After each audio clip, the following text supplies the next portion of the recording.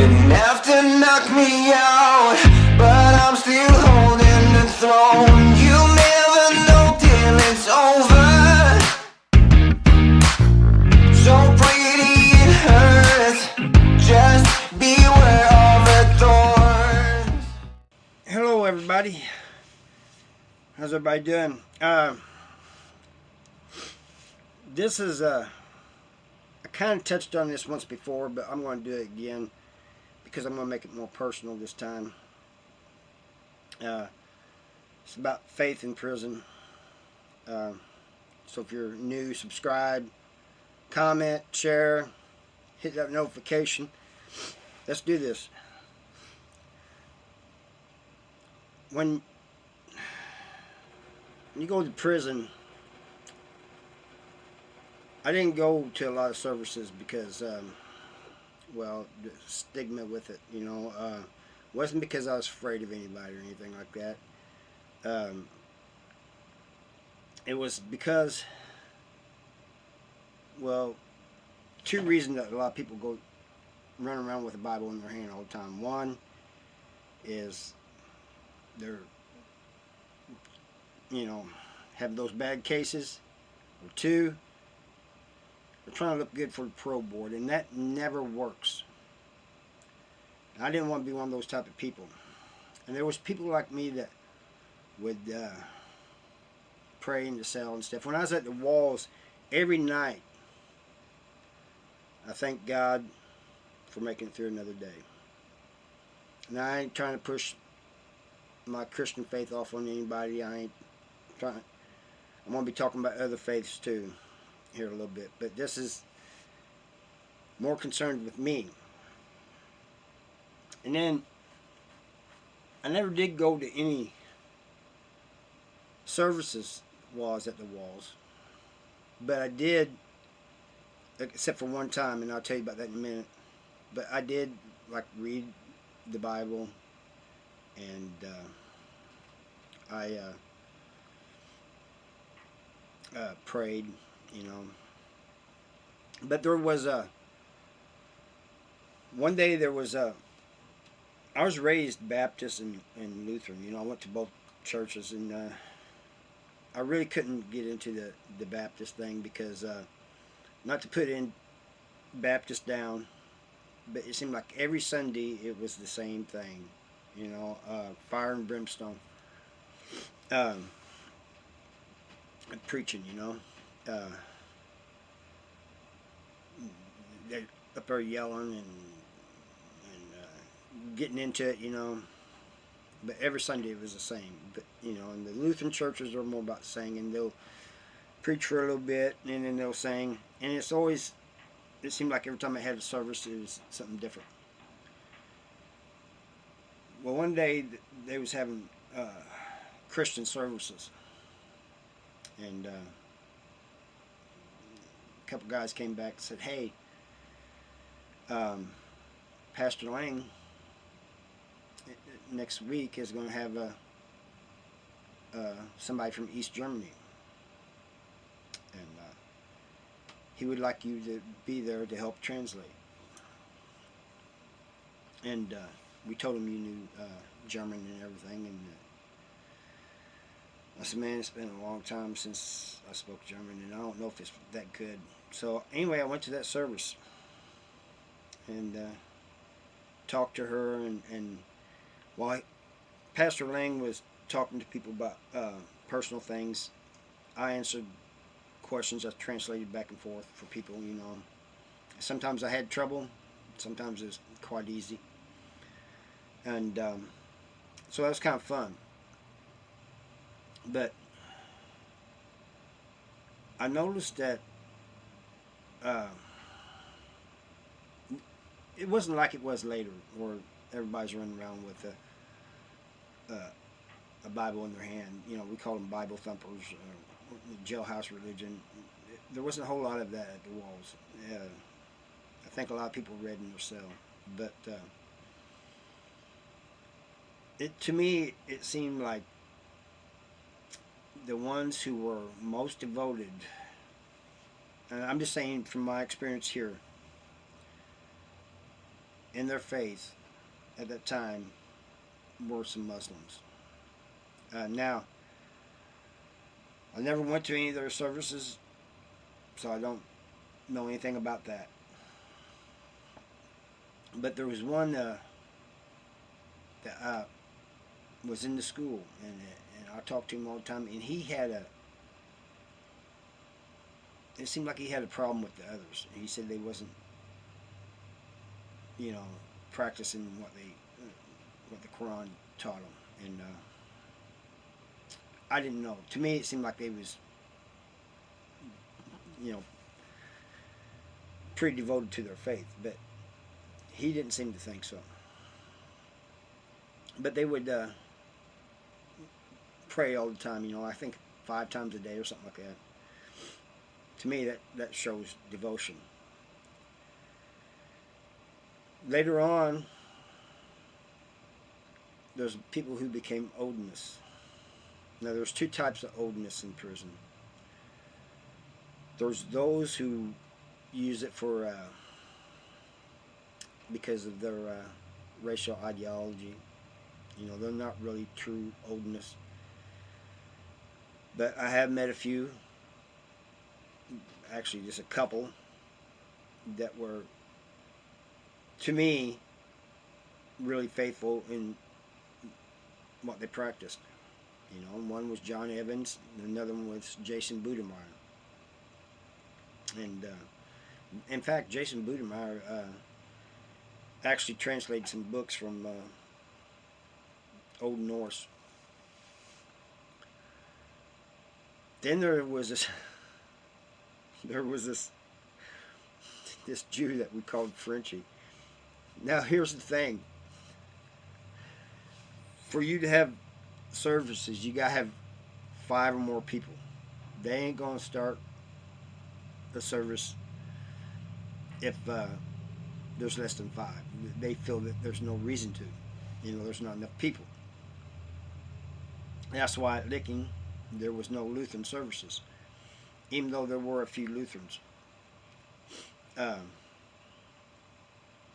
But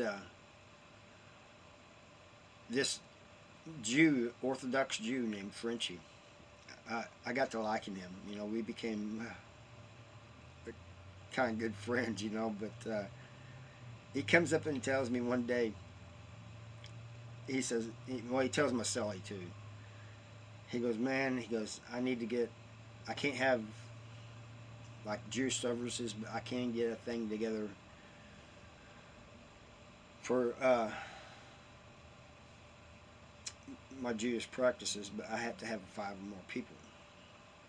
So he got 5 of us together. We was over there eating, I think it was called matzel or something like that, and these different things on Yom Kippur and Hanukkah and all these things. But he was teaching us Hebrew. And finally one guy got transferred, so the group stopped. And I remember a couple funny stories. One was we was having a barbecued pork, and I came in, and he gets a special tray because of his religion, and it's in a styrofoam thing, and you can sign up for these special trays if you think they're going to be better. A lot of people did. It wasn't that they believed a certain way or they wanted to be a vegetarian or what. It was just food was better. Some of it was. But he did it because of his faith. And he sits down with me. He says, mind if I sit down here, or you got your partners? He's kind of being sarcastic, sitting here with you. And then I said, no, they're not here. So he sits down. He goes, don't let your tray touch mine. I said, what? What do you mean?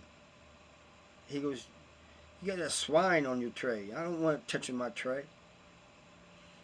And I just kind of laughed it off. And he goes, I'm not joking. He goes, I'm being serious. I said, wow, didn't know. He goes, yeah, I can't have you. If your tray touches mine, I'm going to stop eating. But the funny thing is there's a group of people that, they's all into the being white, and this and that, So he asks one of them's last name was Horowitz. He says, hey man, he says, you want to be my cellie? And the guy says, no, I ain't going to sell with a Jew. He goes, well, you got a Jewish last name. This guy got mad. I mean, he goes, the only reason I ask you is you got a Jewish last name. He goes, I'm not a Jew. And he goes on and on, and what made the guy even madder was his partners, his friends, of this little group they had going on, were making fun of him. Oh, we got a Jew in our midst, They're just giving him all kinds of flack for it. So that was my introduction to French and Orthodox Judaism, and but he's the only one I knew of that was there. Anyway, I told you guys about Kevin Hoppy. And one thing about Kevin Hoppy is he does not believe in God at all. At least he says he don't. I'm not even going to get into what he believes in because it's just so far out there. But, that's my brother, man. We had each other's backs. I've told it in other videos. I've talked about him in other videos. But we disagreed on religion, and but we never talked about it too much. When we did, it was kind of like a tiptoe thing, because he believed one way and I believed another way, and so we didn't want to upset one another. Well, one day we was on lockdown. We'd been on lockdown for like a week, and when this happens, sometimes you get on each other's nerves. It doesn't matter how good of a partner you have. I mean, being locked down together like that can get on your nerves. So, I don't know what... Anyway, I don't know what caused this argument. But, we get into an argument. And this argument kind of changes to religion, and we weren't saying anything really bad to each other, and but it was getting kind of heated, and he tells me, he says, so you think the reason that you made it out of the walls is because of God? I said, the only reason I'm alive now is because of God. He goes, I don't believe in God, and I'm here. He goes, let me tell you something. The reason you made it out of the walls, the reason you're making it now, is because of you standing up to people, because of you knowing how to do time, listening to the old heads, the old school convicts. That's the only reason you're here. And that and luck. Luck had a lot to do with it, and you know it. And I said, I still claim that the only reason I'm here is because of God. And I say that to this day. He says, if you trust in God so much, why do you walk around with a peace all the time? Why are you walking around with one now? I said, never said I was perfect. But I still believe that the reason I'm here is because of God. And he just kind of shakes his head. And we continue arguing, but it goes off into something else, you know. And finally, he goes, "Hey, brother, we need to stop this. We're letting this lockdown get to us." He goes, "I apologize for anything I said." And I apologized to him, and that was the end of it. You know, that's my brother. Um, Road dog, ride till the wheels fall off. You know, but you know, it just shows that no matter how close you are to somebody, you can have arguments. You know, especially during a lockdown. But anyway, at Licking, there's two people I got to know, and one of them was Robert Proud, and he was a Lutheran. So we started kicking it, and he was really into working out. Man, this guy had energy for days. I mean, it seemed like he never ran out of energy. But he was kind of a small dude. But, you know, we used to read scripture and stuff to one another, you know, or share things with one another. And I told him, you know, I said, I don't do this much. I'm usually keep this in cell. And he goes, yeah, me too, because he said the same reason I did, because of the stigma of, you know, people using it as a crutch, or people using it to try to impress the pro board. But he had this cellie named CJ, and CJ was Catholic. And he used to tell us, you know, you Lutherans are nothing but Reformed Catholics. But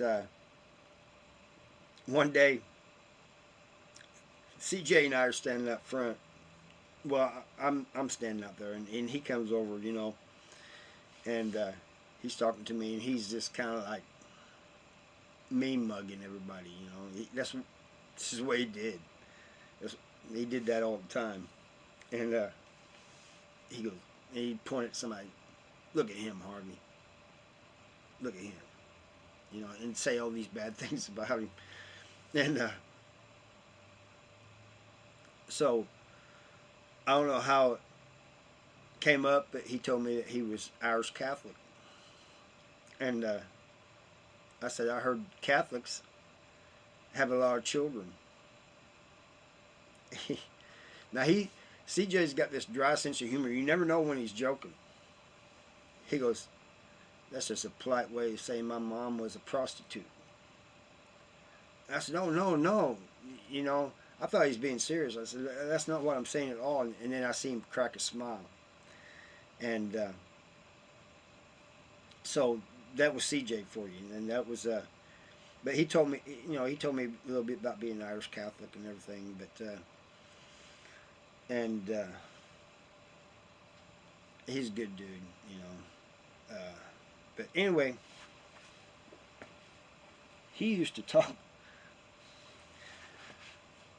You look at that dude walking around with his Bible, you know. And I know exactly what he's talking about. And at that time, I knew exactly who he was talking about. You had these people that ran around. They wanted to be seen with a Bible in their hand, whether for protection or whatever. Most of the time, in my opinion, they're trying to impress the pro board. They'd get all these Christian certificates and stuff, and when their pro hearing comes up, they'd take all these certificates up there. Look at me, you know. I have nothing against somebody getting a certificate for whatever faith they're in. I mean, I think that's great if you're sincere. But don't use it as a crutch. You know, don't show these things off because you're trying to impress people, or you're trying to impress the pro board. You know, do it because that's what you believe in. That's your faith. Whatever, you know. If you're doing it for the right reasons, I have no problems. I have nothing but respect. And like I said, it doesn't matter what denomination, what faith you are. You know, be true to yourself. But these people, a lot of these people, and I've had them as sillies. And the weird thing about having them as sillies is they showed their faith, quotations, more outside among people in the cell. Yeah, you'd have some of them that would, I mean, you had some of them who's just generally, they was so much into their faith and believed so much that they's out there doing everything they could, you know, and they meant it. But I'm talking about the ones that are fake right now. In the cell, they wouldn't hardly touch their Bible. And to me, I've always said that, you know, you can tell if somebody's sincere, is that they're in their cell where nobody's around, where nobody can see them, and they're reading their Bible and doing their little prayers and whatever. The oldest, I had many of them that were friends, that are, you know, I associated with, at least. But like I said, and John will tell you this, there's only a couple I knew that was sincere, you know, that really meant it. Probably a handful. And the rest of them was using it for, you know, all this other nonsense. I'm trying to remember if I forgot any faiths. And if I have, if I didn't mention some faith, I apologize. But I can't think of any others right now. But this was more about me anyway. And some people may feel the same as Kevin did, and that I made it out by luck and by my own willpower, you know, or whatever. My personal opinion, this is just me, this is my faith. I made it out because of God, you know. I'm not perfect. I don't try to be perfect. I mean, because there's no way I can be. And whether you believe in God or you don't believe in God, I have respect for you. But don't be fake. Be real. You know, and I just want people to see who I am and where I stood on certain views, and try to get a little bit better understanding of me, you know. And I know some people that would see me in prison, seeing some of the stuff I got into, they'd think, this guy is not a Christian. I am, though. You know, I'm not perfect, and I could probably be better, but I'm not. And that's just me. So thank you for watching, and see you next time. Bye.